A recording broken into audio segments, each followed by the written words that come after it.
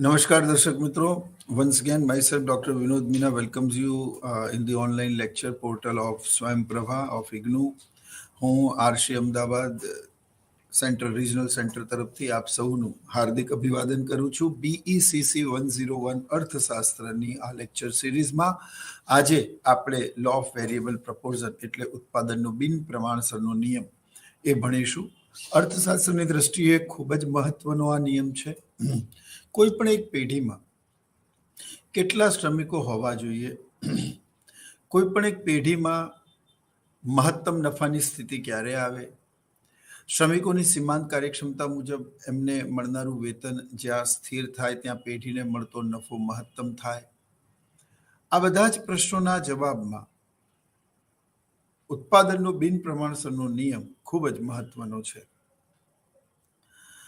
ઉત્પાદનમાં 4 પ્રકારના જે નિયમો કામ કરે છે એ વધતી પેદાશનો, ઘટતી પેદાશનો, સ્થિર પેદાશનો અને નકારાત્મક, આ બધાને સમજવામાં પણ ઉત્પાદનનો બિન પ્રમાણસરનો આ નિયમ ખૂબ જ મહત્વનો છે. ઉત્પાદનના બિન પ્રમાણસરના નિયમની રજૂઆત પણ માર્શલ જેવા અર્થશાસ્ત્રીઓએ આપી અને તેમાં બીજા અર્થશાસ્ત્રીઓનું પણ એટલું જ યોગદાન રહ્યું. ઉત્પાદનનો બિન પ્રમાણસરનો નિયમ અલ્ટિમેટલી આપણને ઉત્પાદનની પ્રક્રિયામાં કોઈ પણ એક સાધનને ફેરફાર કરી બાકીના 3 સાધનોને સ્થિર રાખી કોઈ પણ એક સાધનમાં ફેરફાર કરવાથી ઉત્પાદન પર તેની શું અસર થાય છે તેની સમજૂતી આપે છે. આ સિદ્ધાંત સર્વપ્રથમ કૃષિ ક્ષેત્રે એટલે કે એગ્રીકલ્ચર સેક્ટરમાં આપવામાં આવ્યો હતો, પરંતુ ત્યારબાદ તેમના અનુયાયીઓએ તે જાણ્યું કે આ સિદ્ધાંત એ અન્ય ઉત્પાદનની પ્રક્રિયાને અને ખેતી સિવાયની પણ ઉત્પાદનની પ્રક્રિયાને સમજવામાં ખૂબ જ મહત્વનો ભાગ ભજવી શકે છે. અને એટલા જ માટે આ સિદ્ધાંતને જે રજૂ તો થયેલો કૃષિના સંદર્ભમાં, પરંતુ તેને ઉત્પાદનના તમામ વિભાગોના સંદર્ભમાં સમજવામાં આવે છે. તો મિત્રો, આવો આપણે સમજીએ ઉત્પાદનનો બિન પ્રમાણસરનો નિયમ, જેને અંગ્રેજીમાં લો ઓફ વેરિયેબલ પ્રપોર્શન કહેવાય છે. આ સિદ્ધાંત ને નું જે ફોર્મેટ છે તે છે introduction, assumptions, explanation of the law, index, diagram, limitations and conclusion.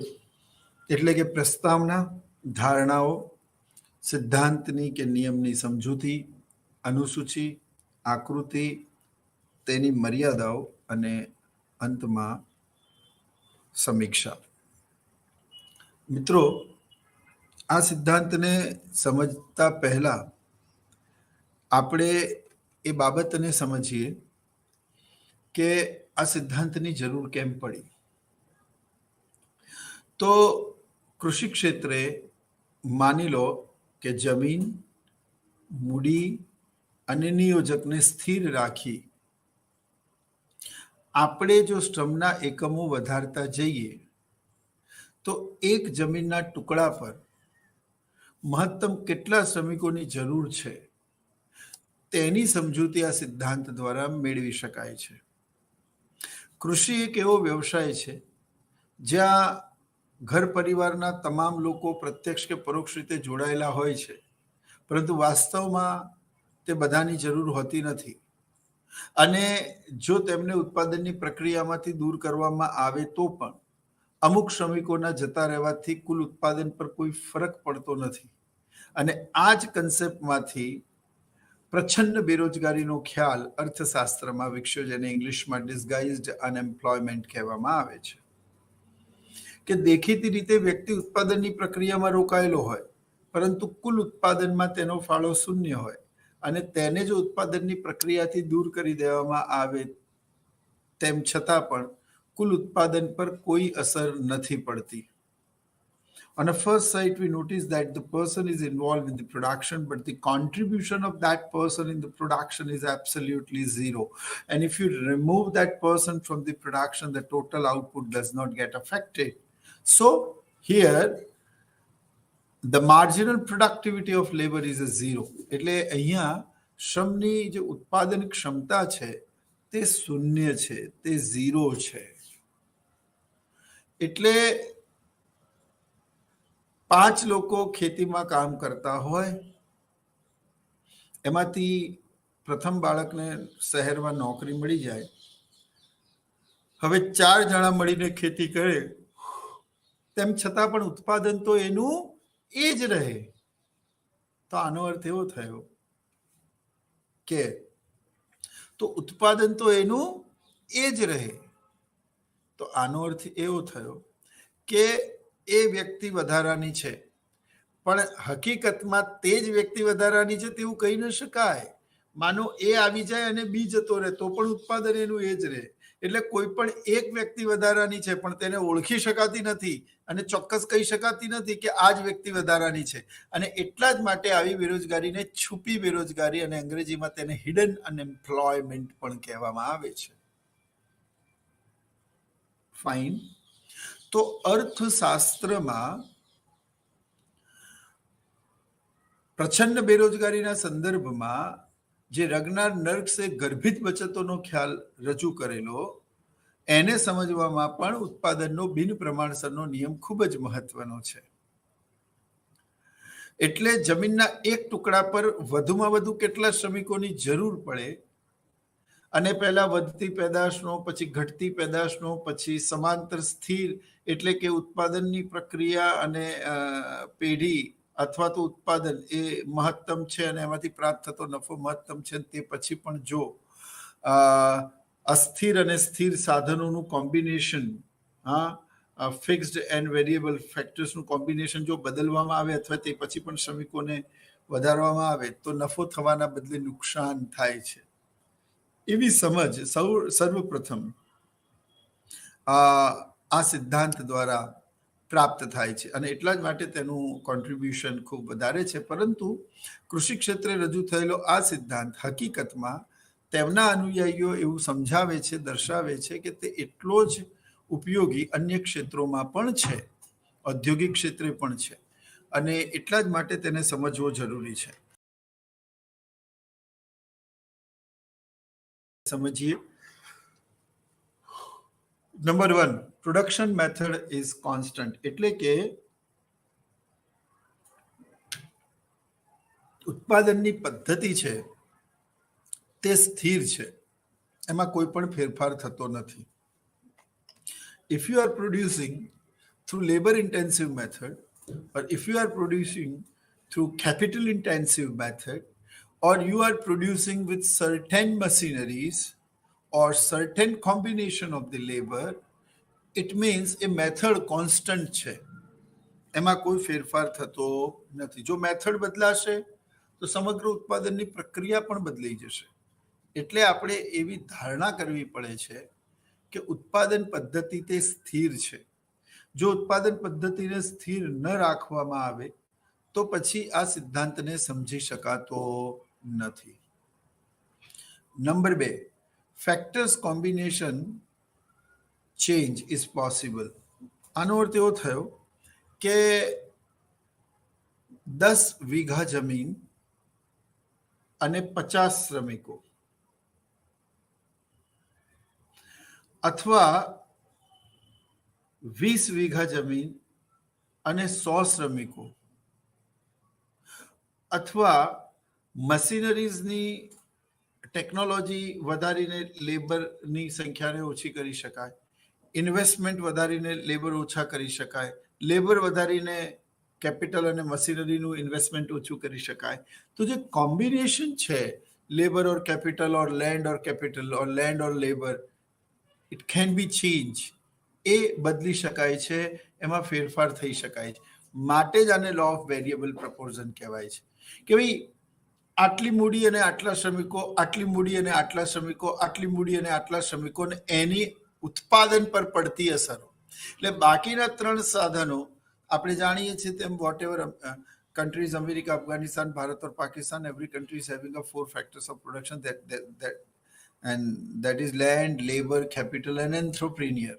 આ ચારે સાધનોમાંથી કોઈ પણ 3 સાધનોને સ્થિર રાખો અને માત્ર એક સાધનમાં ફેરફાર કરવાથી ઉત્પાદન ઉપર શું અસર પડે છે તેને જણાવતો નિયમ એટલે ઉત્પાદનનો બિન પ્રમાણસરનો નિયમ. એટલે અહીંયા પ્રમાણ બદલવામાં આવે છે. 3 સાધનોની નું વોલ્યુમ એનું એ જ રાખી કોઈ પણ એક સાધનને અહીંયા ચેન્જ કરવામાં આવે છે, તેની ઉત્પાદન પર અસરને નોંધવામાં આવે છે. એટલે factors combination can be change, એટલે જે અસ્થિર સાધન છે એના પ્રમાણમાં વધઘટ થઈ શકે અને એના પ્રમાણમાં વધઘટ થાય તો ફેક્ટર્સ કોમ્બિનેશન પણ શું થાય? ચેન્જ થાય, એ પણ બદલાય. Number 3, variable factors are homogeneous. Now what do you mean by variable factors are homogeneous? તો એ પણ સમજો. જે વેરિયેબલ ફેક્ટર્સ છે એટલે કે જે અસ્થિર સાધન છે, આપણે અહીંયા એવું માનીએ છીએ કે શ્રમ એ અસ્થિર સાધન છે, એ વેરિયેબલ ફેક્ટર છે. તો જે શ્રમ છે તો માની લો કે 10 વીઘા જમીન, માની લો કે 5 લાખ રૂપિયા અને એક્સ નામક વ્યક્તિ તેનો માલિક. આ 3 સ્થિર છે. આઈ રિપીટ અગેન, 10 વીઘા જમીન, 5 લાખ મૂડી અને એક્સ નામક વ્યક્તિ તેનો માલિક. આ 3 સ્થિર છે, બરાબર. એન્ટ્રપ્રેન્યોર, લેન્ડ એન્ડ કેપિટલ. ફાઇન. હવે આપણે શ્રમિકો એ 10 વીઘા જમીન ઉપર આ 3 સાધનો એટલે કે એક્સ નામક વ્યક્તિ તેનો માલિક છે, 10 વીઘા જમીન છે, 5 લાખ મૂડી. આની સાથે શરૂઆતમાં તમે 10 શ્રમિકો રોકો છો અને કેટલું ઉત્પાદન થયું તે નોંધો છો. પછી તમે શ્રમિકોની સંખ્યા વધારતા જાઓ છો, 11, 12, 13, 14, અને દરેક વધારાના શ્રમિકને ઉત્પાદનની પ્રક્રિયામાં રોકવાથી કુલ ઉત્પાદન પર શું અસર પડી રહી છે તેને તમે નોંધતા જાઓ છો, તેને સમજતા જાઓ છો. અને એવી કઈ ચોક્કસ સપાટી આવે છે જ્યાં જમીનમાંથી મળતું ઉત્પાદન મહત્તમ હોય અને શ્રમિકને ચૂકવાતું વેતન એની સીમાંત ઉત્પાદકતા મુજબ થાય, ત્યાં પેઢી સમતુલામાં આવે છે. The firm is in equilibrium. અને ત્યારબાદ પણ જો ઉત્પાદનની પ્રક્રિયામાં શ્રમિકોને રોકવામાં આવે, આ 3 સાધનોને સ્થિર રાખીને શ્રમિકોની સંખ્યા વધારવામાં આવે, તો એનો મતલબ એ થયો કે તમે એમને વળતર વધારે ચૂકવો છો પણ એમાંથી મળતો ફાળો એ ઓછો છે. એટલે એમની સીમાંત ઉત્પાદકતા કરતાં વધારે એમને વળતર મળતું હોય ત્યાં પેઢીને નફો થવાના બદલે નુકસાન થાય. જો એ કોમ્બિનેશન કરતાં ઓછા શ્રમિકો રાખો તો તમે ઉત્પાદનની મહત્તમ સપાટીને પ્રાપ્ત નથી કરી શકતા. અને એ સપાટી કરતાં વધારે શ્રમિકોને રોકો તો તમે એ ફાળો ઓછો આપે છે પરંતુ તમે એને વળતર વધારે ચૂકવો છો. તો આ સંજોગોમાં પેઢીને નફો થવાના બદલે નુકસાન થાય છે. એટલે એ પણ સંભવ નથી, એ પણ પોસિબલ નથી, અથવા તો એ પણ પરિસ્થિતિ આવકાર્ય નથી. તો આ બંને કિસ્સાઓમાં પેઢીને શું થાય છે? નુકસાન થાય છે. અને એટલા જ માટે એક ચોક્કસ સમતુલાની સ્થિતિને પ્રાપ્ત કર્યા બાદ જો તમે શ્રમિકોની સંખ્યા વધારશો અથવા તો ઘટાડશો તો સમતુલાની સ્થિતિથી સહેજ પણ ખસશો તો એ પરિસ્થિતિ પેઢી માટે આદર્શ નહીં હોય.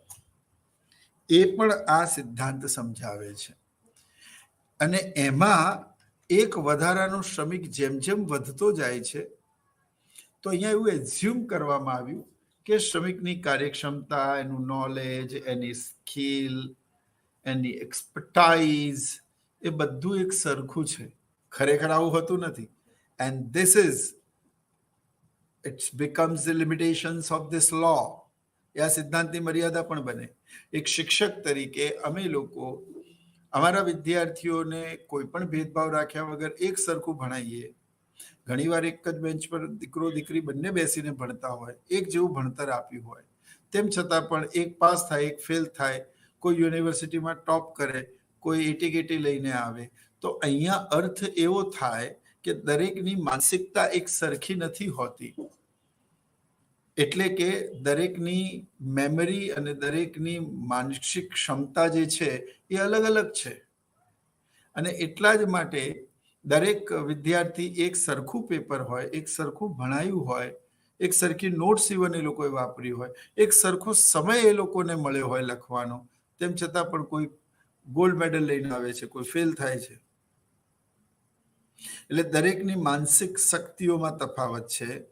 એ જ રીતે દરેક શ્રમિકોની શારીરિક ક્ષમતાઓમાં અને શક્તિમાં, એના અનુભવમાં, એના સ્કિલમાં, એના કામ કરવાની એની વૃત્તિ, એનું માઇન્ડસેટ, એનું એટીટ્યુડ, બરાબર, એ અલગ અલગ હોય. તો અહીંયા સિદ્ધાંતને સમજવા માટે આપણે એવું ધારીએ છીએ કે જે વેરિયેબલ ફેક્ટર્સ છે, જે અસ્થિર સાધન છે, તે હોમોજીનિયસ છે. હોમોજીનિયસ એટલે એક સરખા છે. દરેક શ્રમિકો એક સરખા છે. એની કાર્યક્ષમતા, એનું સ્ટ્રેન્થ, એની કામ કરવાની વૃત્તિ, ખરેખર આવું હોય નહીં. એ આ સિદ્ધાંતની મર્યાદા બનશે, જેની ચર્ચા આપણે પાછળથી કરીશું. અત્યારે આપણે માત્ર એટલું સમજીએ છીએ કે ધારણા એવી કરવામાં આવે છે જે સિદ્ધાંતને સમજવા માટે કરવામાં આવે. જો આ ધારણાઓ ન કરવામાં આવે તો પછી આપણે સિદ્ધાંતને સમજી શકતા નથી. એટલે માત્ર ને માત્ર યુનિવર્સલી આ આખા લોને સમજવા માટે અમુક ફેક્ટરને સ્થિર એઝ્યુમ કરવા પડે છે, જે સિદ્ધાંતની ધારણાઓ બને છે. પણ વાસ્તવમાં અને દરેક વખતે આવું હોય અને આવું બને છે તેવું જરૂરી નથી. એટલે તમામ શ્રમિકો એક સરખા છે. Technology and production method remains the same. હવે આને આપણે એક ઉદાહરણ દ્વારા સમજીએ. તમે 10 વીઘા જમીન, 5 લાખ રૂપિયા, એક્સ નામક વ્યક્તિ તેનો માલિક, અને 10 શ્રમિકો ઉત્પાદનમાં રોક્યા. તમે સર્ટેન ક્રોપની ખેતી કરી, ફાઇન. માની લો કે આ ખેતી હળ અને બળદ દ્વારા કરવામાં આવી. ઓકે, હવે આગળ સમજો. હવે તમે 11મો શ્રમિક એડ કરો છો કે 12મો શ્રમિક એડ કરો છો, એને તમે માની લો કે એને તમે બળદની જગ્યાએ ટ્રેક્ટર આપો છો. તો ઉત્પાદનમાં એક ચોક્કસ સમય બાદ જે ઘટતી પેદાશનો નિયમ કામ કરવો જોઈએ તેવું અર્થશાસ્ત્ર જે કહે છે એવું અહીંયા લાગુ નહીં પડે. હકીકતમાં 11મા શ્રમિકની કાર્યક્ષમતા ઘટવાને બદલે ઓર વધશે. તમે યુદ્ધમાં 10 સૈનિકોને મોકલ્યા તમે તલવાર અને ભાલા લઈને, અને શું પરિણામ આવ્યું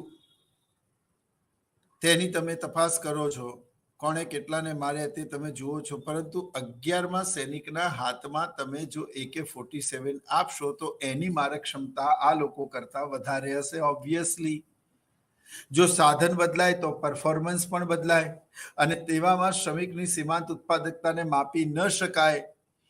એટલે માટે તમે સમજો કે ખરેખરનું મૂલ્યાંકન તો એ છે કે દરેક વિદ્યાર્થીને એક સરખું જ પેપર મળે, એક સરખો જ લખવાનો સમય મળે, અને તે પછી તેમની માનસિકતાને તપાસવા માટેની કસોટી પરીક્ષા લેવામાં આવે. તો એ ન્યાયી છે.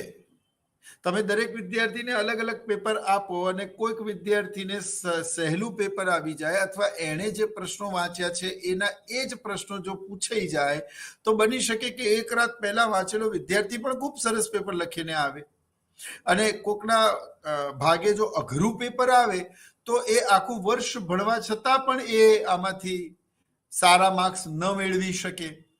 એટલે આ ચોક્કસ મૂલ્યાંકન નથી, આ પદ્ધતિ યોગ્ય નથી. ઇટ મીન્સ તમારે શ્રમિકોની સીમાંત ઉત્પાદકતા જો માપવી હોય તો તમારે એવી ધારણા કરવી પડે કે દરેક શ્રમિકની સીમાંત ઉત્પાદકતા એક સરખી છે. All labours are homogeneous as well as the methods and the equipment and the environment of the production is also remains the same. ત્યારે એક વધારાના શ્રમિકને રોકવાથી ઉત્પાદન પર શું અસર પડી તેની ચોક્કસ માપણી થઈ શકે છે. પણ 10 શ્રમિકોને તમે હાથથી કામ કરવાનું કહો ને 11મા શ્રમિકને તમે કમ્પ્યુટરથી કામ કરવાનું કહો ને બેઠો બેઠો 10 માણસોનું કામ કરે ત્યારે તમે એ 10 શ્રમિકોની અને કમ્પ્યુટરથી કામ કરતા વ્યક્તિની કાર્યક્ષમતાને તમે ચોક્કસ રીતે માપી ન શકો. Are you getting my point? એટલે અહીંયા એ કહેવું, માપવું, કરવું એ અઘરું છે કે અર્થશાસ્ત્રમાં શ્રમિકોની કાર્યક્ષમતા એક સરખી હોય આવું શક્ય નથી. ઉત્પાદન પદ્ધતિ સતત બદલાતી હોય છે તે પણ સહજ સત્ય છે. પણ અહીંયા ઉત્પાદનના આ સિદ્ધાંતને, બિન પ્રમાણસરના સિદ્ધાંતને સમજવા માટે આવી ધારણા કરવામાં આવી છે. ઇટ ડઝન્ટ મીન્સ કે આવું હોય. તો અહીંયા એવું ધારવામાં આવ્યું છે કે technology and production methods remains the same. અને એ જો સ્થિર હોય તો એક વધારાના શ્રમિકને ઉત્પાદનની પ્રક્રિયામાં રોકવાથી તેની ઉત્પાદન ઉપર શું અસર પડે છે તેને માપવામાં આવે છે અને તો જ તે સીમાંત ઉત્પાદકતાને સમજી શકાય છે. તે જ રીતે economy is free from the effects of the business cycle. આ બહુ અઘરું છે અને આવું હોવું શક્ય નથી. એ આપણે એની મર્યાદાઓમાં સમજીશું. મેં પહેલા પણ કહ્યું છે, હું ફરી પણ કહું છું કે જો ખિલતા હૈ ઉસકા મુરઝાના નિશ્ચિત है, जो जन्म लेता है उसकी मृत्यु निश्चित है, दिन के बाद रात और रात के बाद फिर सवेरा होता है, जीवन का ये नित्य क्रम सदैव चलता रहता है. जीवन के इस नित्य क्रम को हम जीवन चक्र के नाम से जानते हैं. जिस तरह से हमारे जीवन में सुख और दुख आते हैं वैसे ही इकोनॉमी में अप्स एंड डाउन यानी कि तेजी और मंदी आती है. कभी अर्थतंत्र शिखर पर होता है, कभी अर्थतंत्र सड़क पर होता है. इट मीन्स वो journey top to bottom level की जो है उसको इकोनॉमिक्स की भाषा में बिजनेस साइकिल એટલે કે વેપાર ચક્ર તરીકે ઓળખવામાં આવે છે. હવે વિશ્વનો કોઈ પણ માનવી એવો નથી જે સુખ દુઃખથી અલિપ્ત હોય. વિશ્વની મોટામાં મોટી મહાન વિભૂતિઓ પણ પોતાના જીવનમાં સંઘર્ષ કરીને આગળ વધી છે અને મોટા ભાગના લોકો એવું કહે છે એમની આત્મકથામાં અને એ લોકોના વ્યક્તિગત અનુભવોને પણ આપણે જાણીએ ત્યારે કે એ લોકો ખૂબ જ સંઘર્ષ કરીને આગળ આવ્યા છે.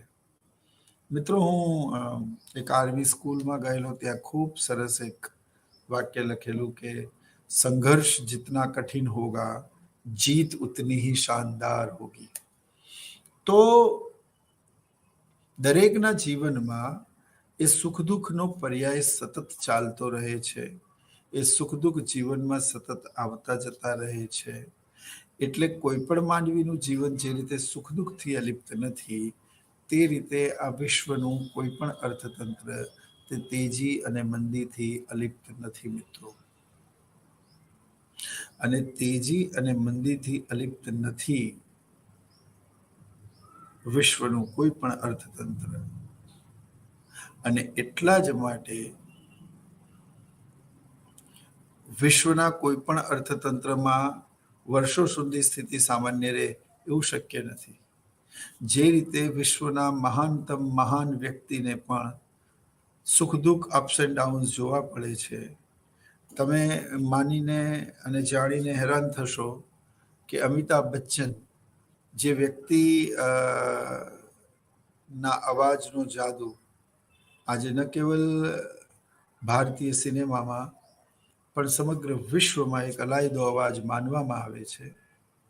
તે Amitabh Bachchan, to be or not to be, એમને જે બાયોગ્રાફી લખી to be or not to be, એમાં એ એવું જણાવે છે કે જીવનના શરૂઆતી વર્ષોમાં જ્યારે રેડિયોનો જમાનો હતો ત્યારે આકાશવાણીમાં, કારણ કે ફિલ્મમાં સ્ક્રીનિંગમાં તેઓ ફેલ થઈ ગયા અને ત્યારે તેમની મજાક ઉડાવવામાં આવી કે અને ખૂબ દુબળા પાતળા અને ખૂબ ઊંચી હાઈટ હતી તેમની, તો કે આવો દુબળો પાતળો વ્યક્તિ, આટલો લાંબો વ્યક્તિ તાડ જેવો અને આટલો ભારે અવાજ, આ તો હીરો કમ કોમેડિયન વધારે લાગે છે. આવો માણસ ફિલ્મ ઇન્ડસ્ટ્રીમાં ચાલી ના શકે. And Amitabh Bachchan was fail in the screening. ઘરેથી હરિવંશરાય બચ્ચન એમના પિતાશ્રીથી વિરુદ્ધ જઈને તેઓ મુંબઈ આવેલા, કારણ કે એમના પિતાશ્રી એવું ઈચ્છતા હતા કે તેઓ વિદેશ જઈને પોતાનું આગળનું ભણતર પૂરું કરે. બટ અમિતાભ બચ્ચનના જીવનમાં કંઈક અલગ સ્વપ્ન હતા. તેઓ મુંબઈ આવ્યા. હવે પાછા કેવી રીતે જાય ફિલ્મના સ્ક્રીનિંગમાં, તો તેઓ ફેલ થઈ ગયા. ત્યારબાદ એમણે પોતાની કિસ્મતને અજમાવવા માટે આકાશવાણીના દરવાજા ખખડાવ્યા. આકાશવાણીમાં આટલો ભારે અવાજ, અમારા જેટલા પણ સાંભળનારા દર્શકો છે એ બધા રેડિયો બંધ કરી દેશે. આવો વિલન જેવો અવાજ તો કેવી રીતે રેડિયોમાં ચાલી શકે? બહુ સોફ્ટ ચોકલેટી વોઇસ, જે કર્ણપ્રિય હોય એવો અવાજ અમારે જોઈએ. અને તેમ અમિતાભ બચ્ચનને એક એની હાઈટ અને એક એનો અવાજ, આ બે વસ્તુથી રિજેક્ટ કરી દેવામાં આવ્યા. પણ મિત્રો, તમે જુઓ ઇતિહાસ પોતાનામાં કઈ રીતે લખાય છે. અને એનાથી પણ અઘરું એક ઇન્સિડન્ટ એવો છે કે જેમાં અમિતાભ બચ્ચનને જ્યારે પ્રથમ ફિલ્મમાં બ્રેક મળ્યો ત્યારે કોઈક એવું કહ્યું કે યાર મુझे एक गूंगे कैरेक्टर की जरूरत है जो बोल नहीं पाता है. तो एक बीजो डायरेक्टर એવું કહે છે કે वो एक लड़का आया था ना जिसका बहुत भारी आवाज था, तुझे उसको बुलाना तो है नहीं, पीछे लठ लेके खड़ा कर देना. અમિતાભ બચ્ચનને બ્રેક મળ્યો સાત હિન્દુસ્તાનીમાં, જ્યાં બહુ મોટો રોલ નહોતો, પરંતુ રેશમા અને શેરા કરીને એક જે ફિલ્મ હતી એમાં અમિતાભ બચ્ચનને ગુંગાનો રોલ મળે. એને ગુંગા વ્યક્તિ અને પાત્રનો અભિનય કરવો પડ્યો, જેમાં અમિતાભ બચ્ચન એ મ્યુટ છે. વિચાર કરો, અમિતાભ બચ્ચનની વોઇસના કારણે અમિતાભ બચ્ચનને ફિલ્મ ઇન્ડસ્ટ્રીએ સ્ટેન્ડ ના આપ્યું. પણ જેવી જ અમિતાભ બચ્ચનની જંજીર ફિલ્મ રિલીઝ થઈ અને પછી અમિતાભ બચ્ચને ક્યારેય પણ પાછળ વળીને નહીં જોયું. અને એ જ ફિલ્મ ઇન્ડસ્ટ્રી જે અમિતાભ બચ્ચનની વોઇસ અને હાઇટને નાપસંદ કરેલા, એને રિજેક્ટ કરેલા, એ રિજેક્શન મળેલું. અમિતાભ બચ્ચનની અવાજનો જાદુ ફિલ્મ ઇન્ડસ્ટ્રીના માથે એવો ચઢીને બોલ્યો કે આજે મોટા ભાગની ફિલ્મો અમિતાભ બચ્ચનના વોઇસથી શરૂ થાય છે, ડબ થાય છે. કૌન બનેગા કરોડપતિમાં અમિતાભ બચ્ચનનો અવાજ જ દર્શકોના દિલ જીતી જાય છે. અને એવો પણ યુગ આવ્યો કે એંગ્રી યંગ મેનની અમિતાભ બચ્ચનની હાઇટને પામવા માટે લોકો હીલવાળા શૂઝ પહેરવા લાગ્યા. જે બે વસ્તુઓ માટે એને રિજેક્શન મળેલું, એ જ બે જ વસ્તુઓને પોતાની જિંદગીના સૌથી સબળ પાસા બનાવીને એમણે દુનિયાની સામે રજૂ કર્યા. તો જો હું મારા જીવનની સૌથી મોટી નબળાઈઓને વિશ્વના તમામ લોકોની સમક્ષ સૌથી મોટી સબળ પાસા સાથે રજૂ કરી શકું છું, તો તમારી અંદર તો ઘણી બધી પોઝિટિવ વાતો રહેલી છે. then why don't you do it? કેટલો અદ્ભુત સાર છે.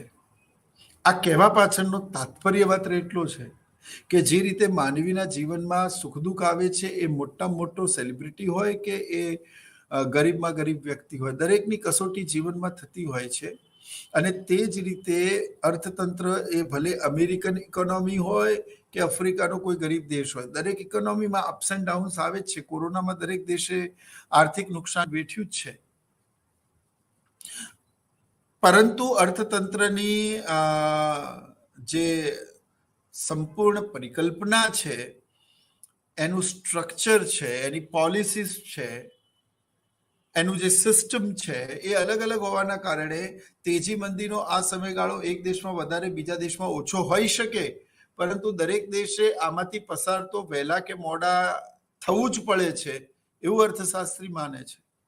હવે અહીંયા એવું ધારવામાં આવ્યું છે કે અર્થતંત્ર આ તેજી મંદીની ઘટનાઓથી અલિપ્ત છે અને અર્થતંત્ર એકદમ સામાન્ય છે. આ એટલા માટે કારણ કે આપણે આ સિદ્ધાંતને સમજી શકીએ, અને હકીકતમાં આપણે પણ જાણીએ છીએ કે આવું શક્ય નથી. Economy never be free from the effect of the business cycle, but here we assume that the economy is free from the effects of the business cycle. તો આ ધારણાઓ થઈ. હવે મિત્રો આપણે આ સિદ્ધાંતને સમજીએ. In the law of variable proportion the concept of diminishing returns is very popular.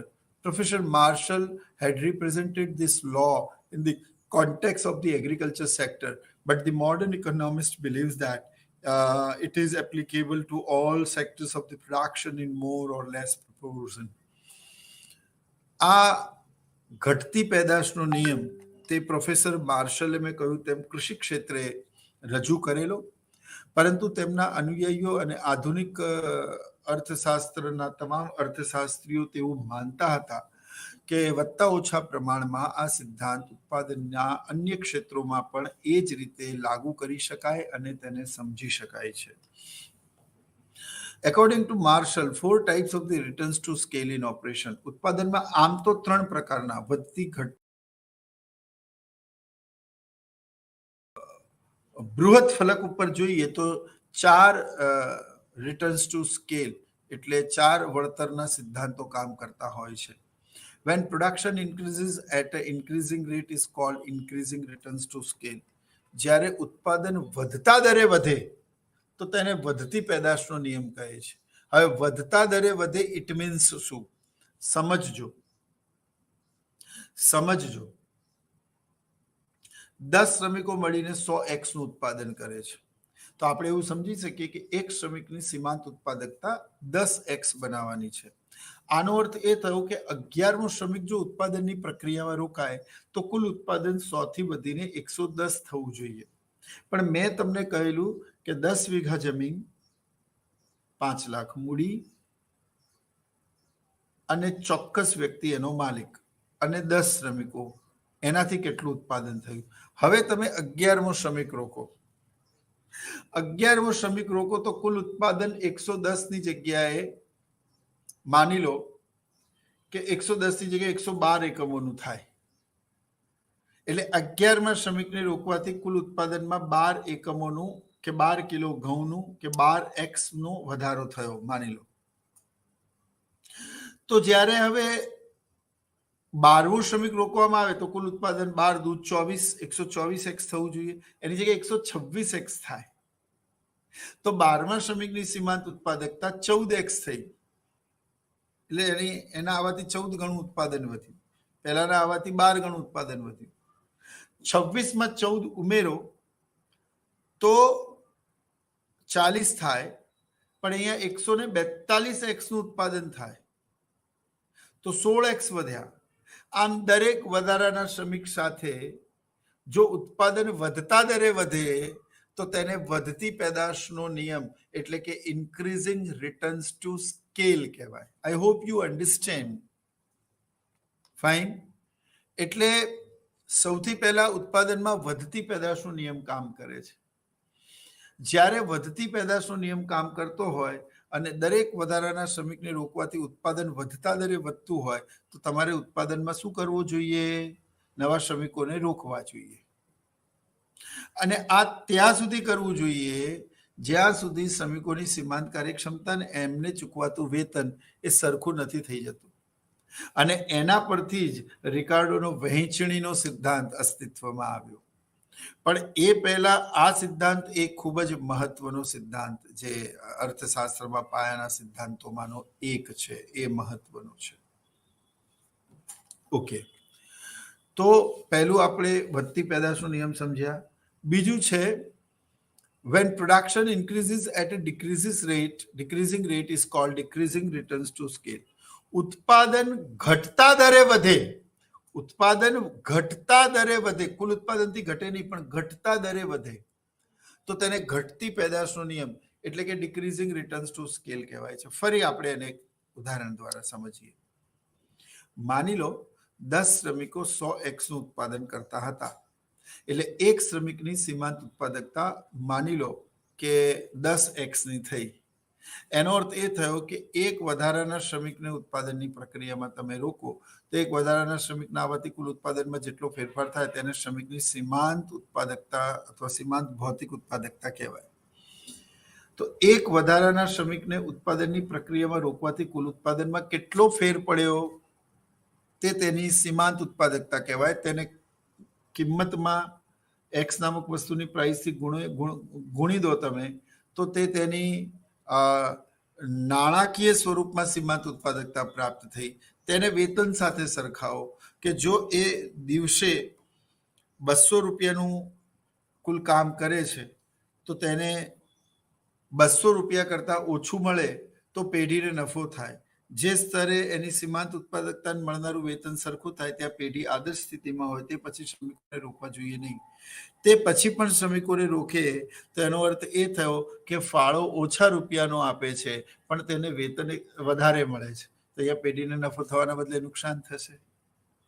તો બીજો જે ઉત્પાદનમાં નિયમ કામ કરે છે એ છે ઘટતી પેદાશનો નિયમ, એટલે law of diminishing returns to scale.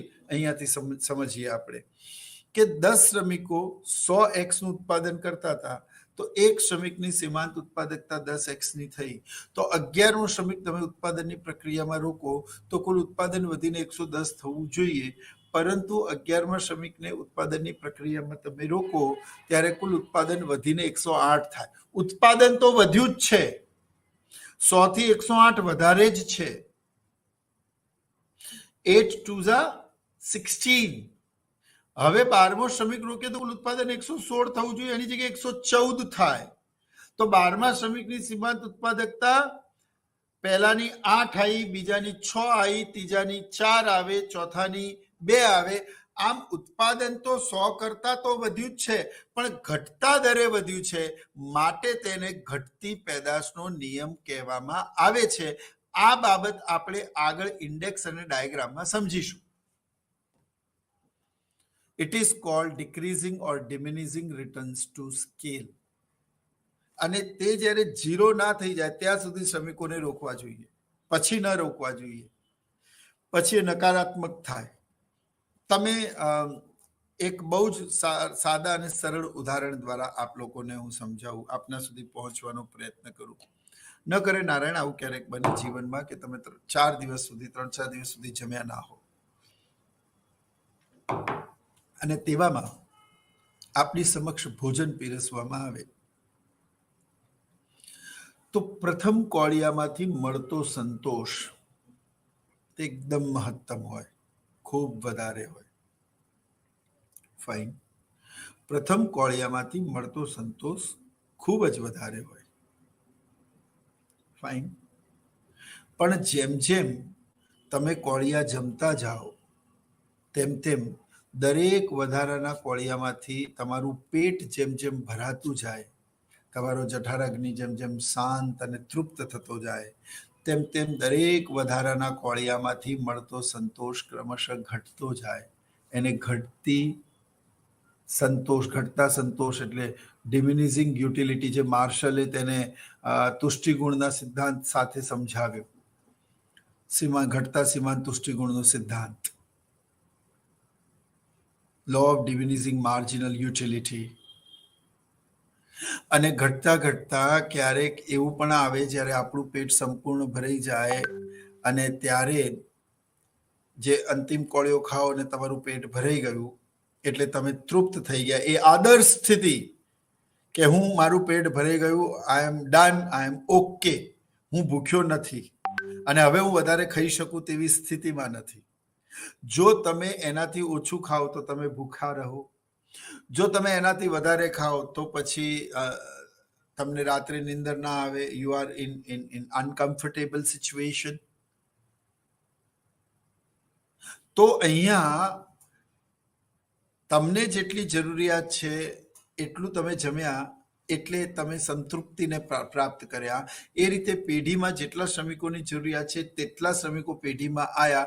એ પેઢીની આદર્શ સ્થિતિ કહેવાય. ત્યાં પેઢી સમતુલામાં કહેવાય. Are you get my point? આનાથી સરસ ઉદાહરણ ના હોય. એટલે 11મો શ્રમિક રોક્યો, તેની સીમાંત ઉત્પાદકતા 8 એકમોની, એના પછી 12માની 6, એના પછી 13માની 4, એના પછી 2. આમ કરતા કરતા એ 0 એ જાય. એટલે અહીંયા ઉત્પાદન તો વધે છે પણ ઘટતા દરે વધે છે, માટે તેને ઘટતી પેદાશનો નિયમ કહેવામાં આવે છે. અને ત્રીજું જો, when total production is highest and marginal production is 0 is called constant returns to scale.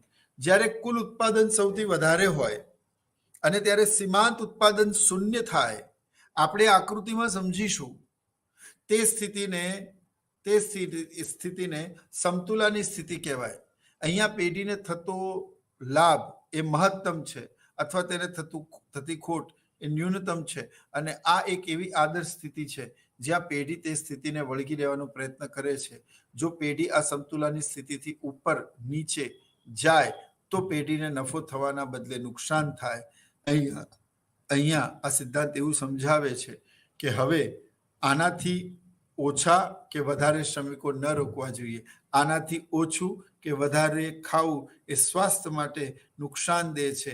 એ જ રીતે આનાથી વધારે શ્રમિકો રાખવા કે આનાથી ઓછા શ્રમિકો રાખવા તે તમારા માટે નુકસાનદેહ છે, પેઢી માટે નુકસાનદેહ છે. પેઢીની કુલ આવક ઘટે છે, માટે પેઢીની આ સમતુલાની સ્થિતિ છે. અને ત્યારબાદ પણ જો શ્રમિકોને રોકવાનું તમે ચાલુ કરો અથવા તો ચાલુ રાખો તો જો ચોથો નિયમ, નકારાત્મક પેદાશનો નિયમ. And when the total production starts decreasing and marginal production becomes negative is called negative returns to scale.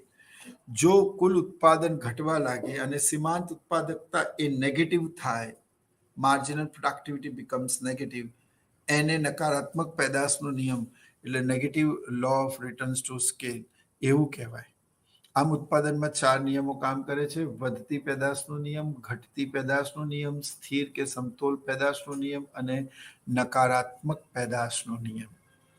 તો જ્યાં સીમાંત ઉત્પાદકતા શૂન્ય હોય અને કુલ ઉત્પાદન ઘટવા લાગે, એ શૂન્ય જ્યારે સીમાંત ઉત્પાદકતા થાય તે પછી શ્રમિકોને રોકવા જોઈએ નહીં. અને જો તે પછી પણ તમે શ્રમિકોને રોકશો તો તમને નુકસાન થશે, તેવું આ સિદ્ધાંત સમજાવે છે. હવે આ બાબતને આપણે એક અનુસૂચિ અને આકૃતિની મદદથી મિત્રો સમજીએ. હવે તમે જુઓ, આ આકૃતિમાં એક તરફ યુનિટ્સ આપેલા છે, એટલે કે શ્રમિકો 1 થી 9 આપેલા છે. બીજી તરફ તમે જુઓ તો કુલ ઉત્પાદન આપેલું છે. ત્રીજા કોલમમાં એપી એટલે કે એવરેજ પ્રોડક્શન આપેલું છે અને ચોથા કોલમમાં એમપી એટલે માર્જિનલ પ્રોડક્શન આપેલું છે. હવે તમે જોઈ શકો છો કે પહેલા, બીજા અને ત્રીજા, જો તમને મારું કર્સર દેખાતું હોય તો ફર્સ્ટ, સેકન્ડ અને થર્ડ, આ 3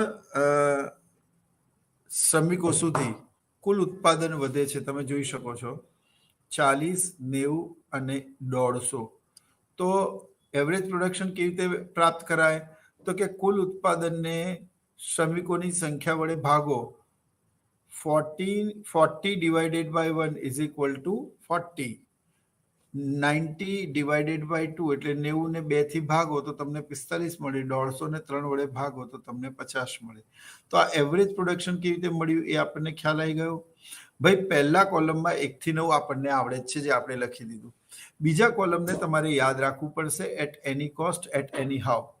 જેમ કે 40, 90, 150, 200, 230, 240, 240, 230, 210.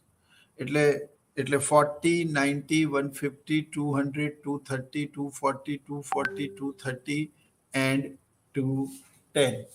તો આ જો તમે યાદ રાખો તો ત્રીજું અને ચોથું કોલમ એ યાદ રાખવાની જરૂર નથી, તેની ગણતરી અને ઇક્વેશનને સમજી શકાય છે મિત્રો. તો જો પહેલા 40 ને 1 વડે ભાગવાથી 40 મળ્યા, 2 ને 90 ને 2 વડે ભાગવાથી 45 મળ્યા, 150 ને 3 વડે ભાગવાથી 50 મળ્યા. આને એવરેજ પ્રોડક્શન કહેવાય. હવે તમે ધ્યાનથી જો તો એવરેજ પ્રોડક્શન 40, બીજામાં 45, ત્રીજામાં 50. અને એ જ રીતે માર્જિનલ પ્રોડક્શન જુઓ, પહેલામાં 40, બીજામાં 50, ત્રીજામાં 60. એટલે અહીંયા કુલ ઉત્પાદન બરાબર બીજું કોલમ, સરેરાશ ઉત્પાદન એટલે કે ત્રીજું કોલમ એવરેજ પ્રોડક્શન, અને સીમાંત ઉત્પાદન એટલે કે માર્જિનલ પ્રોડક્શન એટલે કે ચોથું કોલમ. આ ત્રણેયમાં ઉત્પાદન વધતું જાય છે અને વધતા દરે વધે છે. 40, પછી 45, પછી 50, 40, 50 અને 60. હવે સીમાંત ઉત્પાદન કેવી રીતે મેળવશો? તો કે પહેલા એકમમાં 40 તો 40 આપણે લખી દીધા. બીજા શ્રમિકને બીજા લેબરને ઉત્પાદનની પ્રક્રિયામાં જોડવાથી કુલ ઉત્પાદનમાં થતો ફેરફાર.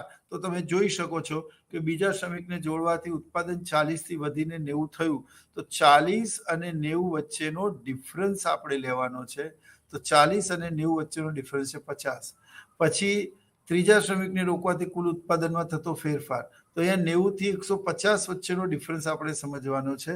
The difference between 90 to 150.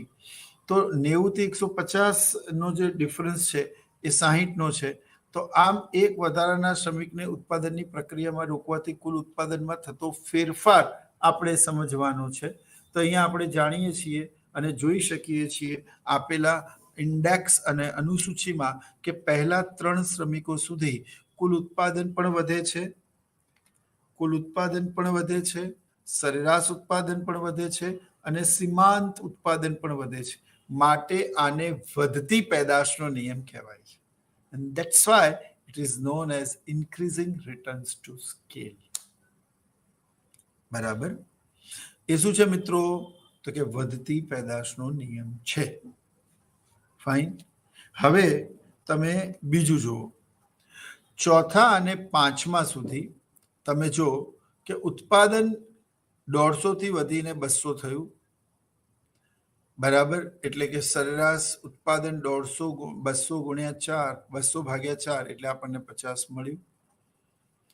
પછી 230 કુલ ઉત્પાદન 200 થી વધીને 230 થયું. તો 230 ભાગ્યા 5 તો આપણને 46 મળ્યું. તો તમે જોઈ શકો છો કે સરેરાશ ઉત્પાદન 50 થી ઘટીને 46 થયું, 46 થી ઘટીને 40 થયું. તો તમે ચોથા, પાંચમા અને છઠ્ઠા સુધી જોઈ શકો છો કે કુલ ઉત્પાદન ઘટતા દરે વધે છે અને પરિણામે સરેરાશ જે ખર્ચ છે, સરેરાશ જે ઉત્પાદન છે એ પણ 50, 46 અને 40 આમ ઘટતા દરે વધે છે. અને સીમાંત ઉત્પાદકતા પણ તમે જોઈ શકો છો 50, 30 અને 20. કેવી રીતે મળ્યું? 150 અને 200 વચ્ચેનો તફાવત 50, 200 અને 230 વચ્ચેનો તફાવત 30 અને 230 અને 240 વચ્ચેનો તફાવત એટલે 10. એટલે એક વધારાના શ્રમિકને ઉત્પાદનની પ્રક્રિયામાં રોકવાથી કુલ ઉત્પાદનમાં થતો ફેરફાર. તો 150 અને 200 વચ્ચેનો ફેરફાર 50 છે, 200, 230 વચ્ચેનો ફેરફાર 30 છે, 230 અને 40 વચ્ચેનો ફેરફાર 10 છે. અને 200 ભાગ્યા 4 એટલે 50 મળે, 230 ભાગ્યા 5 એટલે 46 મળે, 240 ભાગ્યા 6 એટલે 40 મળે. તો અહીંયા તમે જુઓ છો કે એપી એટલે કે એવરેજ પ્રોડક્શન એટલે કે સરેરાશ ઉત્પાદન 50, 46, 40 નું થાય છે. અને માર્જિનલ પ્રોડક્શન એટલે કે એમપી સીમાંત ઉત્પાદન 60, 50 અને 30 થાય છે. આમ સરેરાશ ઉત્પાદન અને સીમાંત ઉત્પાદન બંને ઘટે છે અને કુલ ઉત્પાદન પણ ઘટતા દરે વધે છે. માટે તેને ઘટતી પેદાશનો નિયમ કહેવામાં આવે છે. I hope you understand. એ પછી તમે જોઈ શકો છો કે સાતમા એકમે છઠ્ઠા અને સાતમા 240 નું 240 એટલે કુલ ઉત્પાદન સ્થિર રહે છે. કુલ ઉત્પાદન શું રહે છે? સ્થિર રહે છે. અને 240 ને 7 વડે જ્યારે ભાગવામાં આવે છે ત્યારે આપણને 34.3 નો ડેટા મળે છે જે એવરેજ પ્રોડક્શન દર્શાવે છે. પણ 240 માંથી 240 બાદ કરો તો આપણને શૂન્ય મળે છે, એટલે સીમાંત ઉત્પાદકતા શૂન્ય છે. હવે આ નિયમ એવું કહે છે, જે માર્શલે રજૂ કરેલો ખેતી ક્ષેત્રમાં, પણ આધુનિક અર્થશાસ્ત્રી એવું માનતા હતા કે વધતા ઓછા પ્રમાણમાં તેને ઉત્પાદનની અન્ય પ્રક્રિયાઓમાં પણ લાગુ કરી શકાય છે. માટે અહીંયા એવું સમજવામાં આવે છે કે આ ક્ષેત્રમાં 7 જ શ્રમિકોની જરૂર છે અને ત્યાં કુલ ઉત્પાદન 240 મહત્તમ છે અને સીમાંત ઉત્પાદન એ શૂન્ય. એટલે કે અહીંયા શ્રમિકની સીમાંત ઉત્પાદકતા અને તેને મળતું વેતન સરખું થાય છે. એટલે આ પછી જો તમે શ્રમિકોને રોકશો તો પેઢીને નફો થવાના બદલે નુકસાન થશે. અહીંયા સુધી પેઢી આદર્શ સ્થિતિમાં છે, પેઢીને થતો લાભ મહત્તમ છે અથવા થતી ખોટ એ ન્યૂનતમ છે અને પેઢી આ સમતુલાના બિંદુને વળગી રહેવાનો પ્રયત્ન કરે છે. જો એ બિંદુથી તે સહેજ બી ઉપર નીચે થાય તો પેઢીને નુકસાન થાય છે. માટે આને સમતોલ કિંમત અને આવી સ્થિતિને સમતુલાની સ્થિતિ કહેવામાં આવે છે. પરંતુ જો કોઈક કારણસર તે પછી પણ શ્રમિકો રોકવામાં આવે તો તમે જુઓ છો કે 8મા શ્રમિકના રોકવાથી કુલ ઉત્પાદન 240ની જગ્યાએ 230 થયું. હવે 230 ભાગ્યા 8 કરો તો આપણને 28.75 મળે અને જ્યારે સીમાંત ઉત્પાદકતા 240 થી 230 થઈ એટલે -10 અને 230 થી 210 થાય તો -20 થાય. આમ તે ગેપ વધતો જાય અને દરેક વધારાના શ્રમિકને રોકવાથી પેઢીને થતું નુકસાન પણ ક્રમશઃ વધતું જાય.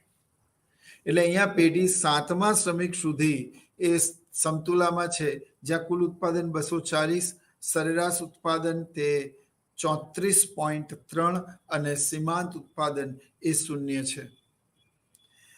સરેરાશ ઉત્પાદન શૂન્ય થતું નથી અને સીમાંત ઉત્પાદકતા જ્યારે શૂન્ય કે એના કરતા નીચે જાય, જો માઇનસમાં જાય, એ નેગેટિવ બને, નકારાત્મક બને, તો આનો અર્થ એ થયો કે પેઢીને નફો થવાના બદલે નુકસાનની શરૂઆત થઈ છે.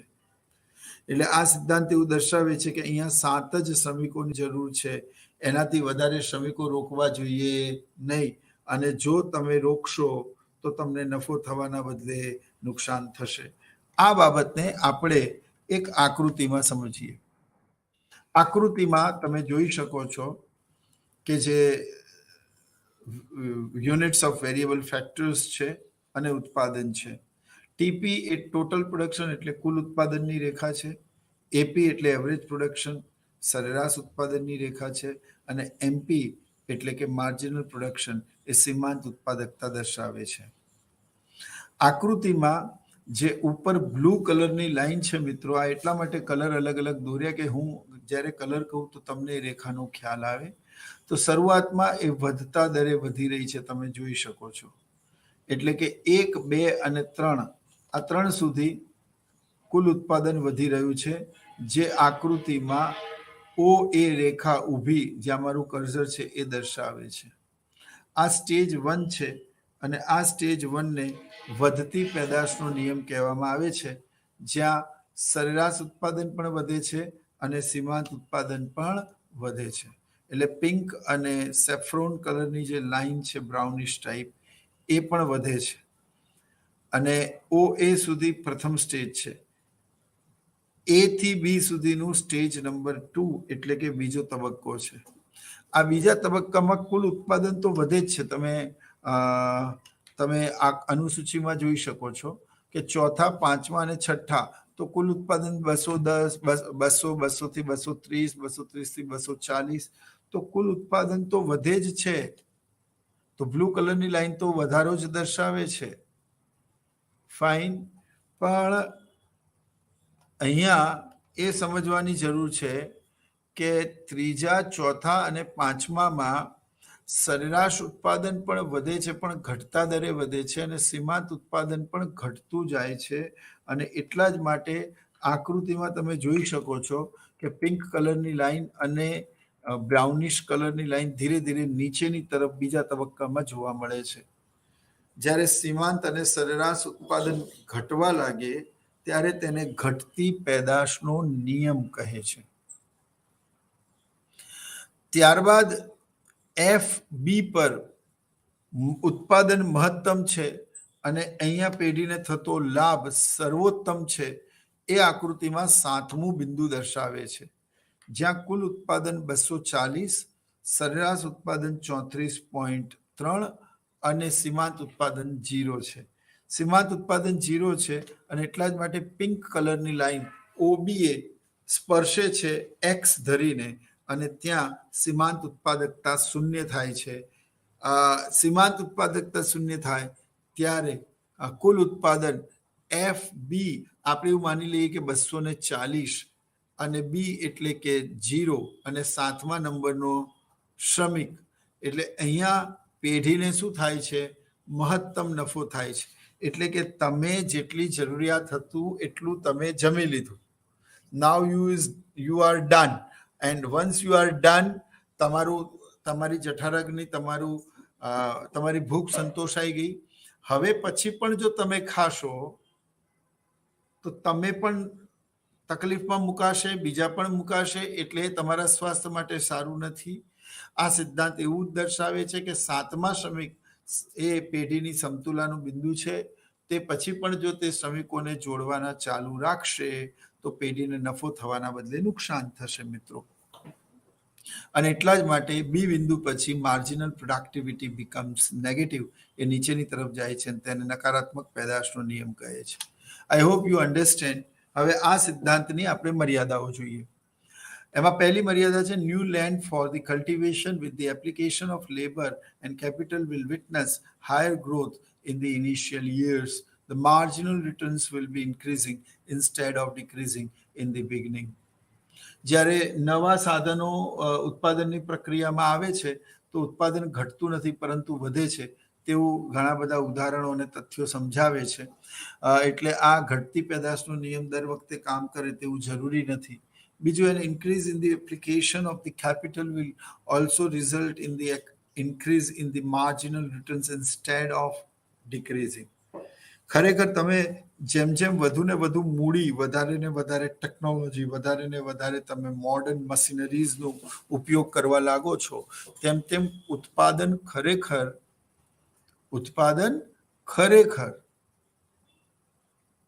એ ઘટતા દરે નહીં પણ વધતા દરે વધે છે. મેં તમને કહ્યું કે જેમ જેમ નવી ટેકનોલોજી શોધાય છે તેમ તેમ નવા શ્રમિકોને તમે જો આધુનિક શસ્ત્રો અને આધુનિક ઇક્વિપમેન્ટ આપશો તો એવું બની શકશે કે પહેલા કરતાં તે લોકો વધારે સારું કામ કરશે.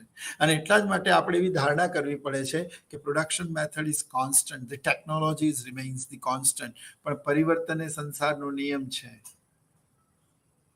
સમય અને પ્રવાહો સાથે મૂલ્યો અને સમાજની તમામ પ્રકારની અભિવ્યક્તિઓ, વિચારધારા, ઉત્પાદન પ્રણાલી, ખાનપાન, પહેરવેશ, રહેઠાણ, માનસિકતા, ટ્રેડિશન, કલ્ચર, બધામાં ફરક પડે છે અને તેની ચોક્કસ અસરો ઉત્પાદન પર જોવા મળે છે. પણ આ બધી જ અસરોને આ સિદ્ધાંતમાં અવગણવામાં આવી છે, જે આની સૌથી મોટી મર્યાદા છે. You know what? એટલે નવી નવી ટેકનોલોજી, નવા નવા સાધનો જ્યારે આવતા રહે છે ત્યારે ઘણી વખત ઉત્પાદનમાં ઘટતી પેદાશની જગ્યાએ વધતી પેદાશનો નિયમ કામ કરે છે. ત્યાં સિદ્ધાંતમાં આપેલું ઘટતી પેદાશનો નિયમ એ કામ કરતો નથી.